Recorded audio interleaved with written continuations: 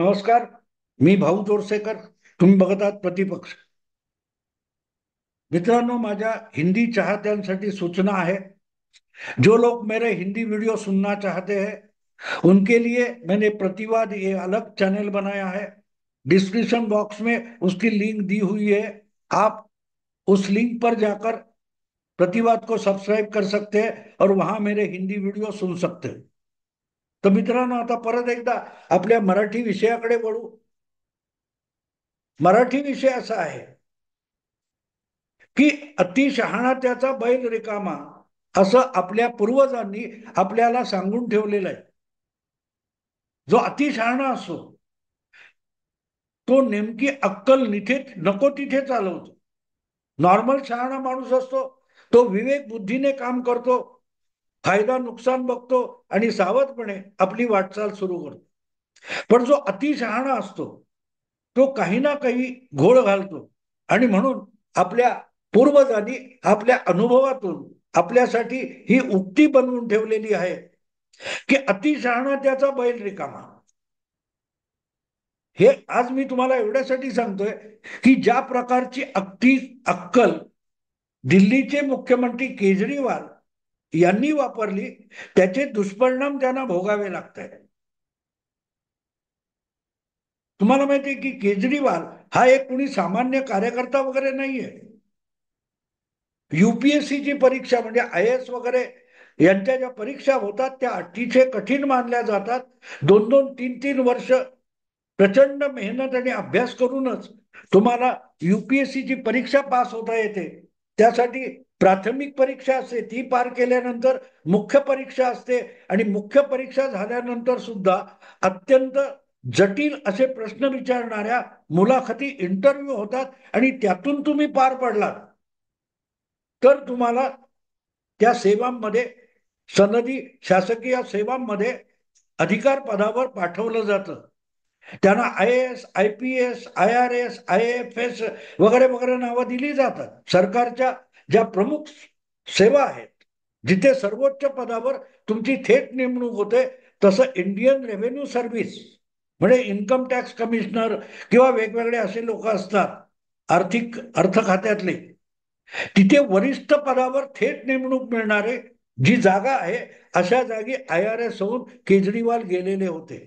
IIT ची परीक्षा त्यांनी दिलेली होती. म्हणजे बुद्धिमान माणूस आहे यात शंका नाही.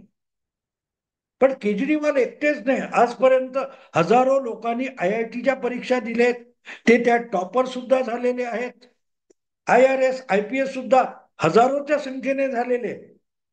पण हे सगळे बेअक्कल आणि आपणच शहाणे अशी जेव्हा भूमिका मनात येते त्यातून एक केजरीवाल जन्माला येत असतो.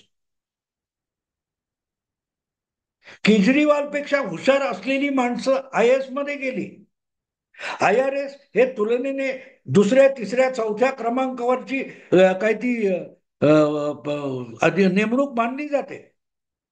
पण मुख्यमंत्री झालेले केजरीवाल यांच्या हाताखाली IAS अधिकारी काम करत होते. दिल्लीचा मुख्यमंत्री म्हणून केजरीवाल निवडून आलेले होते आणि त्यांच्या दिल्लीच्या सरकारमध्ये काय 25, 40, 50 IAS अधिकारी काम करत असतील. मला आठवतो एक किस्सा की काशीराम ज्यांनी बहुजन समाज पक्षाची स्थापना केली आणि दलितांची एक राजकीय चळवळ उभी केली, त्यांच्याकडे एक तरुणी आपल्याला IAS व्हायचंय, सनदी अधिकारी व्हायचंय म्हणून मार्गदर्शन मागायला गेलेली होती. तेव्हा काशीराम यांनी तिला अशा परीक्षेला बसण्यासाठी घोकमपट्टी करणं, प्रचंड अभ्यास करणं यापासून परावृत्त केलं आणि सांगितलं की IAS अधिकारी होण्यापेक्षा राजकारणात ये आणि सत्ताधारी हो, राज्यकर्ता बन, असा सल्ला काशीराम यांनी दिला. आणि ती स्वतः बुद्धिमान असलेली दलित तरुणी ही UPSCच्या परीक्षेला बसण्यापासून परावृत्त झाली आणि काशीराम यांच्या बहुजन समाज पक्षात एक कार्यकर्ता, तरुण कार्यकर्ता म्हणून सहभागी झाली आणि बघता बघता तिने उत्तर प्रदेशात या दलित चळवळ आणि दलित राजकीय चळवळ उभी केली. त्या तरुणीचं नाव मायावती आहे. जी उत्तर प्रदेश सारख्या देशातल्या सर्वात मोठ्या राज्याची 4 वेळ मुख्यमंत्री झाली आणि एकदा तर तिने स्वपक्षाला स्वबळावर बहुमतात आणलं. केजरीवाल एक उदाहरण आहे, दुसरं मायावती आहे. केजरीवाल परीक्षा देऊन IRS झाले, इन्कम टॅक्स खात्यामध्ये, आयकर खात्यामध्ये वरिष्ठ अधिकारी वगैरे झाले आणि मग त्यांनी राजकारणात प्रवेश केला. आणि राजकारणात प्रवेश केल्यानंतर कायद्याचे बारकावे, प्रशासनाचे बारकावे माहिती असल्यामुळे अत्यंत बेशरमपणे त्यांनी शासकीय व्यवस्थेला अक्षरशः कॅबरे करायला लावलं, म्हटलं तर वावगं नाही, वावगं नाही. पण शेवटी अति तिथे माती असंही म्हटलेलं आहे आणि त्यामुळेच केजरीवाल जितका अतिरेक करत गेले तेव्हा त्यांच्या समोर टाळ्या पिटणारे त्यांचे चाहते अधिकच भारावत गेले. पण त्या अतिरेकाचा कुठेतरी नको तितकं नुकसान होईल याचं भान त्यांना राहिलं नाही. देशातली राजकीय आणि शासकीय व्यवस्था शुद्ध आणि पवित्र करण्यासाठी आणि भ्रष्टाचार मुक्त करण्यासाठी केजरीवालांनी 12-15 वर्षापूर्वी एक चळवळ उभी केली, लोकपालची मागणी केली. सरकारी आणि सार्वजनिक कारभार हा शुद्ध आणि भ्रष्टाचार मुक्त असला पाहिजे. त्यासाठी अकाउंटेबिलिटी, सरकारने जे निर्णय घेतले त्याचे फायदे तोटे काय आहेत त्यानुसार सरकारचा कान पकडणारी एक व्यवस्था असली पाहिजे, ज्याला लोकपाल म्हणतात. म्हणून आंदोलन केलं आणि आपण किती शुद्ध चारित्र्याचे आहोत हे दाखवण्यासाठी केजरीवाल यांनी आपल्या पक्षात सुद्धा एक लोकपाल नेमला. म्हणजे सरकार आपल्या पक्षाकडे येणारी जी देणगी असेल, पैसा असेल, निधी असेल, तो योग्य रीतीने खर्च होतो की नाही याची छाननी वेळच्या वेळी झाली पाहिजे आणि आपला पक्ष भ्रष्टाचाराच्या आहारी जाऊ नये म्हणून केजरीवाल यांनी आपल्या पक्षात सुद्धा पक्षांतर्गत हिशोबावर लक्ष ठेवण्यासाठी खजिनदार असतो, हिशोब तपासणीच असतो, तसा एक लोकपाल आम आदमी पार्टीत नेमला होता. त्याचं नाव होतं ऍडमिरल रामदास. ऍडमिरल रामदास आणि त्यांनी पक्षाचे हिशोब खूप काटेकोर ठेवलेले होते. पण ज्या वेळेला केजरीवाल हे पक्षाच्या निवडणुका जिंकून मुख्यमंत्री झाले तेव्हा त्यांनी सगळ्यात मुख्यमंत्री म्हणून आणि पक्षाचा सर्वोच्च नेता म्हणून घेतलेला सगळ्यात महत्वाचा पहिला निर्णय होता तो आपल्या पक्षातला लोकपालच बरखास्त करून टाकला, ते पदच बरखास्त करून टाकलं. इथे तुमच्या लक्षात येतं की केजरीवाल हे राजकारणातला भ्रष्टाचार संपवण्यासाठी आलेले नव्हते, तर ते अधिक भयंकर स्वरूपाचा भ्रष्टाचार करण्यासाठीच निवडून सत्तेवर आलेले होते. आणि त्यासाठी आपल्याला आपल्याच पक्षात जाब विचारला जाऊ नये म्हणून त्यांनी पक्षातलंच लोकपाल हे पद रद्द करून टाकलं होतं, रद्द करून टाकलं. असो, पण अति तिथे माती म्हणतात तशी अति अक्कल सुद्धा माणसाला निर्बुद्ध बनवून टाकतं. नेमकी केजरीवाल यांची तीच अवस्था आहे आणि म्हणूनच त्यांच्या पक्षाचं जे काही राजकारण गेल्या 10 वर्षात आपण बघतोय, निवडणुकांपासून प्रत्येक बाबतीत, त्या प्रत्येक बाबतीत आजवर कुठल्याही पक्षाला जमला नाही इतका भयंकर भ्रष्टाचार अल्पावधीत या नव्या नेत्यांनी आणि नव्या पक्षांनी करून दाखवला. आणि त्यामध्ये आता इतके केजरीवाल गाळात अडकलेले आहेत की आपल्या चुका सुधारण्यापेक्षा त्यांनी चुका अमान्य करून स्वतःला अधिकाधिक गर्तेत नेलेलं आहे, अधिकाधिक गर्तेत नेले आणि त्याचे परिणाम आपण बघतोय. पण शहाणा माणूस असतो किंवा स्वतःला शहाणा समजणारा माणूस असतो, तो चूक मान्य करून चूक सुधारण्यापेक्षा ती चूक नाकारून स्वतःला अधिकाधिक गाळात घेऊन जातो आणि त्या माणसाचं नाव केजरीवाल आहे. म्हणूनच ज्या वेळेला त्यांच्या पक्षाच्या वेगवेगळ्या नेत्यांवर, मंत्र्यांवर सीबीआय आणि तपास यंत्रणांनी खटले भरले किंवा त्यांना चौकशीसाठी बोलवलं तेव्हा सत्येंद्र जैन असोत, संजय सिंग असोत, तुमचे उपमुख्यमंत्री असलेले सिसोदिया असोत, या सगळ्यांनी एक ठराविक मर्यादेनंतर अतिरेक सोडून हजेरी लावली.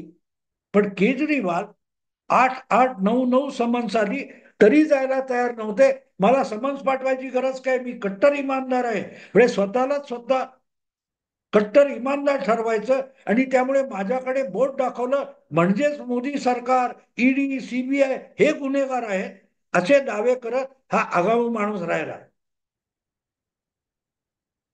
त्याच्याही पुढे जाऊन जेव्हा यांना अटक करायची वेळ आली आणि आपल्याला अटक होणार याविषयी केजरीवालच्या मनात शंका राहिली नाही, तेव्हा त्यांनी एक नवा शोध लावला कायद्यातली. लक्षात ठेवा, केजरीवाल हा माणूस सर्वात बदमाश आहे. कारण बदमाश आणि गुन्हेगार जे असतात ते कायद्याची पळवाट शोधत असतात. मी नेहमी प्लेटो नावाच्या एक ग्रीक बुद्धिमंताचं काय ते अवतरण सांगतो की सभ्य समाजाला कायद्याची गरज नसते आणि बदमाश नेहमी कायद्याला बगल देऊन गुन्हेगारी करून सुखरूप सुटत असतात असं प्लेटो म्हणतो. त्याचं ज्वलंत आणि जातीवंत उदाहरण म्हणजे केजरीवाल आहे. आजपर्यंत अनेक मुख्यमंत्र्यांवर आरोप झालेले आहेत. लालू प्रसाद यादव यांच्यासारखा बेरक्या मुख्यमंत्री आणि राजकारणी जेव्हा 96 साली 28 वर्षापूर्वी त्यांच्यावर चारा घोटाळ्याचा आरोप झाला आणि त्यांना पंतप्रधान असलेले त्यांच्याच पक्षाचे देवेगौडा यांनी मुख्यमंत्री पद सोडायला सांगितलं, तेव्हा लालू प्रसाद यांनी सुद्धा मुख्यमंत्री पदाचा राजीनामा दिला होता. आपल्या पत्नीला मुख्यमंत्री केलं. केजरीवाल तेच करायला बघत होते पण ते जमलं नाही, कारण पक्षाचे आमदार त्यांच्या पत्नीला मुख्यमंत्री म्हणून स्वीकारायला तयार नव्हते, नेते स्वीकारायला तयार नव्हते.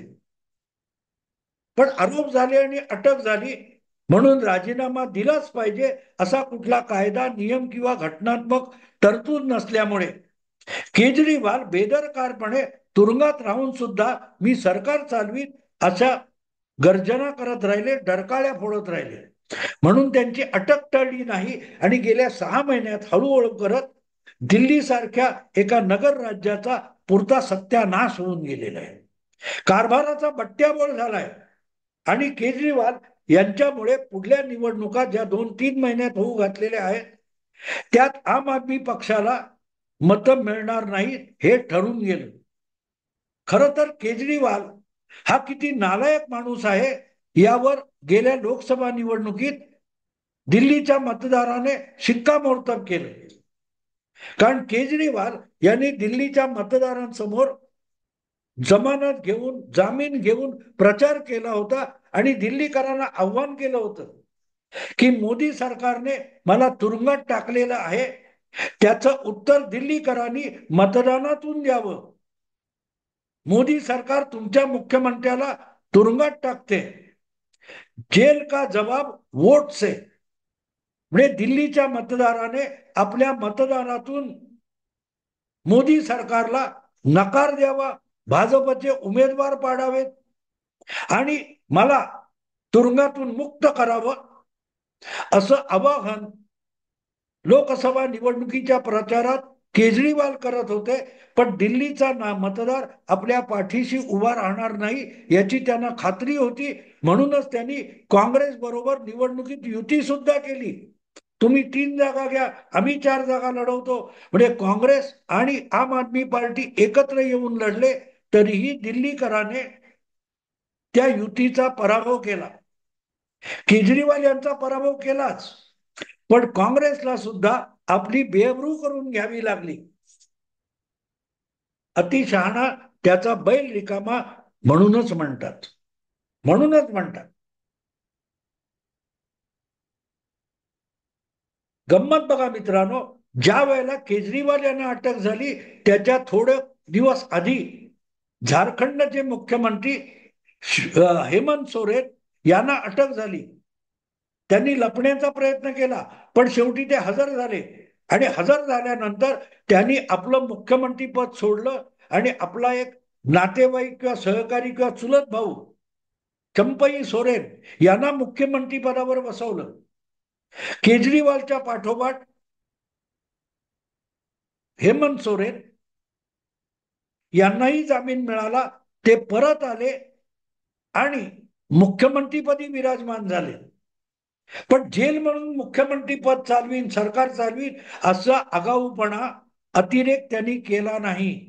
कारण हेमंत सोरेन हा केजरीवाल यांच्यासारखा अतिशहाणा नाहीये. त्यामुळे त्यांनी घटना आणि कायद्याला आव्हान देण्याचा प्रयत्न केला नाही. तुरुंगात जाऊन बसले. काही काळानंतर त्यांना जामीन मिळाला. जामिनावर आलेले केजरीवाल हेमंत सोरेन परत मुख्यमंत्री झालेत, झारखंडचे मुख्यमंत्री झालेत आणि त्यांनी हंगामी मुख्यमंत्री म्हणून नेमलेले चंपई सोरेन त्यांचा पक्ष सोडून भाजपत सुद्धा गेलेले.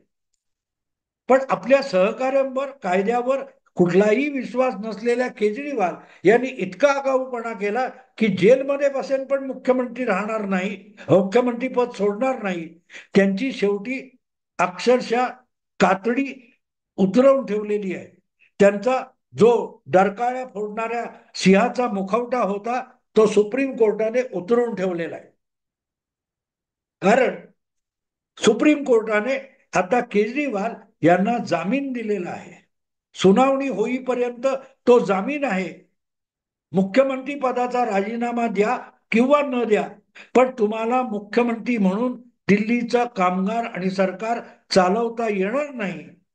अशा अटी शर्ती घालून जामीन दिल्यामुळे लाचार अगतिक होऊन केजरीवाल यांनी आपल्या पदाचा राजीनामा दिलाय. मुख्यमंत्री पदाचा राजीनामा देऊन अतिशय या पर्यायी व्यक्तीला मुख्यमंत्रीपदी बसवलेलं आहे.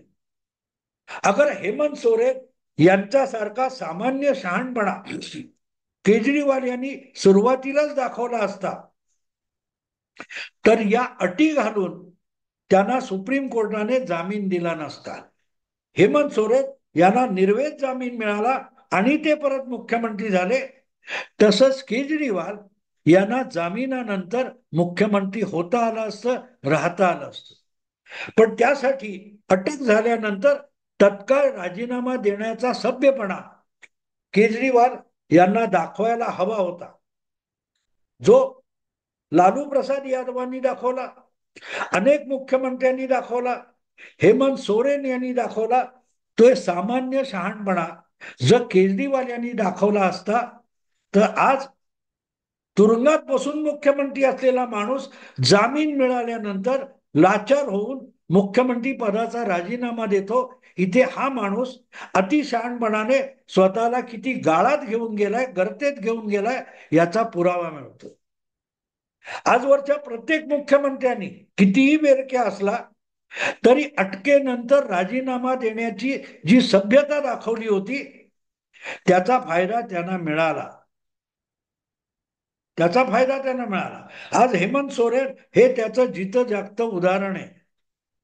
पण केजरीवाल हा अतिशहाणा माणूस आहे, नको तितका शहाणा आहे.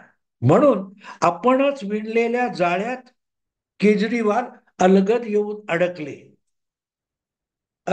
अडकले आणि जामीन नसताना मुख्यमंत्री राहिलेला माणूस जामीन मिळाल्यानंतर लाचार आणि अगतिक होऊन आपल्या मुख्यमंत्री पदाचा राजीनामा देतोय आणि आपल्या जागी दुसऱ्या कोणातरी पक्षाच्या उमेदवाराला, मंत्र्याला मुख्यमंत्रीपदी बसवतोय.